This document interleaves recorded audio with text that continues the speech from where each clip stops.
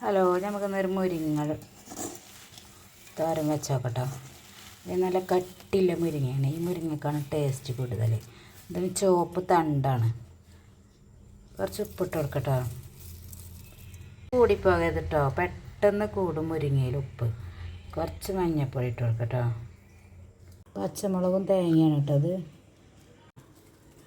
വളരെ സിമ്പിളായിട്ട് ഉണ്ടാക്കുന്നതാണ് കേട്ടോ. ലേശം വെള്ളം തെളിച്ച് കൊടുക്കട്ടോ. വേവിച്ചെടുക്കട്ടോ. വെച്ചെടുക്കാം. അടച്ച് വെക്കട്ടോ. എന്നിട്ട് നമുക്ക് തുറന്ന് നോക്കാം.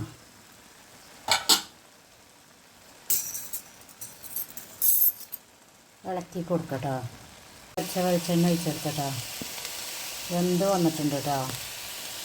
പച്ച വെളിച്ചെണ്ണ ഒഴിച്ച് നമുക്ക് വാങ്ങി വെക്കാം. എരിവും ഉപ്പും തേങ്ങയൊക്കെ കറക്റ്റ് അളവാവണം കേട്ടോ.